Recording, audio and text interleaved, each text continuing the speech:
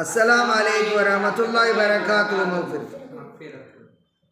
மிக முக்கியமான ஒரு செய்தியை தெரிஞ்சுக்கலாமா? சுனன், அதாவது ஜாமி திர்மிதி அப்படிங்கிற நூல், அதில் பதிவு செய்யப்பட்ட ஒரு ஹதீஸு. இது வந்து சாத் இப்னு அபி வக்காஸ் ரலியல்லாஹு அன்ஹு அவர்கள் அறிவிக்கின்றார்கள். அவங்க சொல்கிறாங்க, நான் நபி ஸல்லல்லாஹு அலைஹி வஸல்லம் அவங்கள்ட்ட கேட்டேன், அல்லாஹ்வின் தூதரே, மக்களிலே மிக கடுமையாக சோதிக்கப்பட்டவர் யார், சோதனைக்கு உள்ளானவர் யார் அப்படின்னு கேட்டேன். அதுக்கு அவங்க சொன்னாங்க, இறை தூதர்கள் தான்.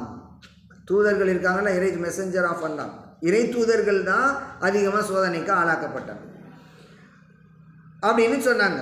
அதுக்கு பிறகு அவர்களை போன்ற சிறந்தவர்கள், அவர்களை போன்ற சிறந்தவர்கள்னா வலியுல்லாக்கள், இறை நேசர்கள், அது உள்ளவங்க. பிறகு அவர்களை போன்ற சிறந்தவர்கள், இப்படி அவங்களுக்கு கீழே அடுத்த ஸ்டெப்பில் உள்ளவங்க. பிறகு ஒரு மனிதர் தாம் கொண்டுள்ள மார்க்க பற்றுக்கு ஏற்ப சோதிக்கப்படுவார்.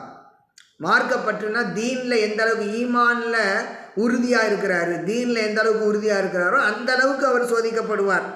ஒருவருடைய மார்க்கப்பற்று வலிமையானதாக இருந்தால் அதற்கேற்ப அவருக்கு வரும் சத்திய சோதனைகளும் வலிமையானதாக இருக்கும், அப்படி கடுமையாக இருக்கும். ஒருவருடைய மார்க்கப்பற்று பலவீனமானதாக இருந்தால் அவரது அந்த மார்க்கப்பற்றுக்கு ஏற்ப, அவரது மார்க்கப்பற்றுக்கு ஏற்ப அவர் சோதிக்கப்படுவார். அப்போ ஈமானை கொண்டு தான், ஈமான் தீனில் எந்த அளவுக்கு பற்று, தீனை பின்பற்றுகிறாரோ அந்த அளவுக்கு ஏற்பதான் அவர் சோதிக்கப்படுவார். ஆக ஒரு அடியார் தொடர்ந்து சத்திய சோதனைக்கு உள்ளாகி வருவார். இறுதியில் பாவமே இல்லாதவராக அவர் பூமியில் நடமாடுகின்ற நிலைக்கு அச்சோதனைகள் அவரை கொண்டு சேர்த்துவிடும். சில பேர் வந்து அதிகமாக சோதிக்கப்படுறாங்கன்னு சொன்னால் அதுக்கான காரணம் என்ன, கடைசியாக அவங்க பாவமே இல்லாதவராக மாறிவிடுவார். ஒருத்தர் நல்லா தொழுகிறார், வணங்குறார், நிறைய தானதமம் செய்ய எல்லாமே செய்கிறாரு, ஆனாலும் அவர் சோதிக்கப்படுகிறார், துன்புறுத்தப்படுகிறார் அப்படின்னு சொன்னால் அந்த சோதனை வந்து சோதனை மூலம் அல்லாஹ் தஆலா அவருடைய பாவங்களை மன்னிக்கிறான் அப்படின்னு பொருள்.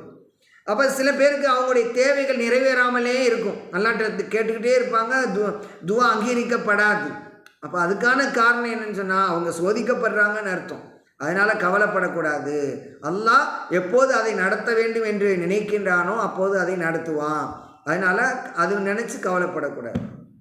அப்போ சோதனைக்கு ஆளாகக்கூடியவர்களுக்கு நம்ம ஆறுதல் சொல்லணும். இது மாதிரி அல்லாஹ் எது செய்தாலும் அது உங்களுடைய நன்மைக்கு தான் அப்படின்னு நம்ம எடுத்து சொல்லணும். இன்ஷா அல்லாஹ் இதை விளங்கிக்குவோமா?